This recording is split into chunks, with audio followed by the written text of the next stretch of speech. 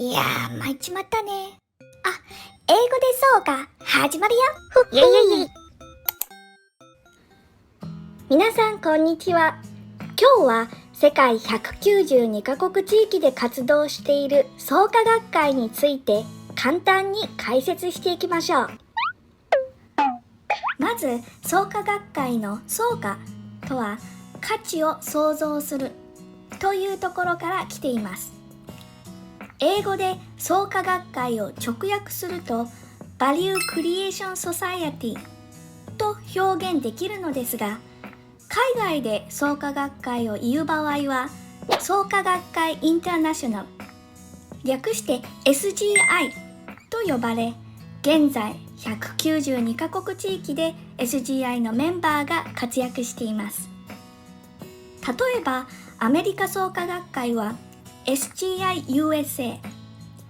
大体の国は SGI の前か後に国名がつくことが多いようです。それぞれの国で微妙に違うところがありますので、ご興味がある方は SGI の公式ホームページをご参照ください。ということで、創価学会は創価、価値を創造する、バリューをクリエーションする人たちの集まりということになります。では、そのバリューって一体何なのでしょうか。これを簡単に解説していきましょう。バリューバリューバリューバリューバリュー。誰もが自分の命の中に計り知ることのできないエネルギーが備わっている。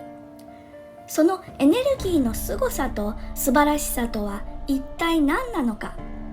そしてそれを知った者はまだ気づいていない者へ、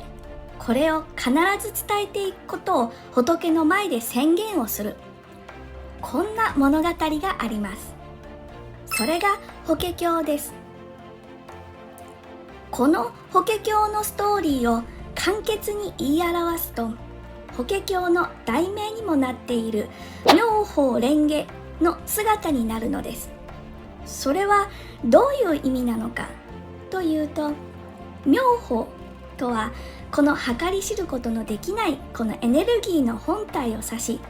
蓮華とは自分の命の中で働かせていくという形をとるからです。つまり自ら実践することによって、このエネルギーがそれぞれの命で姿形となって目の前の現象として現れてくる。つまり原因と結果を生み出す自分そのものの姿を花びらと実が同時にある蓮華の姿で例えられ、エネルギーの本体妙法を自分の実践の姿蓮華で表していくという形になっています。これが法華経で何を解説していたのかの正体になるのです。そして自らが妙法蓮華のリズムとなって行動していくと宣言すること、これを起名南無すると言い、これが私たちが日々唱える南妙法蓮華経になります。日蓮はこれで本当に現象が現れるのか、自ら南妙法蓮華経を唱え実行し、人に伝える行動を起こします。この自分の姿を最後まで弟子たちに見せ続けるのです。自分を崇拝するのではなく、同じ意志を持つ者として立ち上がること、自分の姿を通して人に伝え、同じ意志を持つ者を育て、さらにつなげていくこと。このように自ら実行し、力強い妙法を自分に表していけるようにするだけではなく、次につなげていく行動が必ず伴う。これが日蓮仏法の本体になるのです。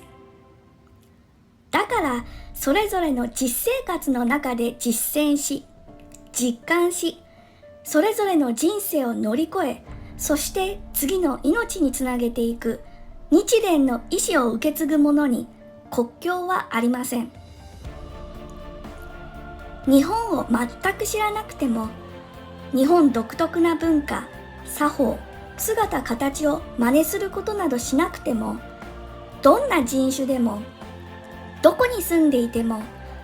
いつの時代も何千年後だろうとこれを実行する人であれば、すべてに例外なく当てはまり、それぞれの人にとって必要な働きをそれぞれの人の中から呼び起こすことができる。なぜ創価学会という民衆の団体が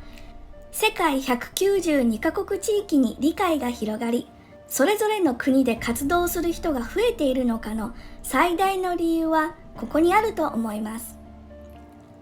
自分の限りない可能性を引き出し、自分を最大限に発揮し、妙法のリズムに合ったあなたのバリューを創造し、人生に起きてくる波を乗り越えていく。創価学会の創価、価値を創造する生き方とはこういうことなのです。そんな一人一人の物語、一人一人が主人公となり、自分の生き様を通して次につなげていく。世界中の友と一緒に私たちは活動しています。それでは皆さん、素晴らしき人生を。英語で創価でした。またね。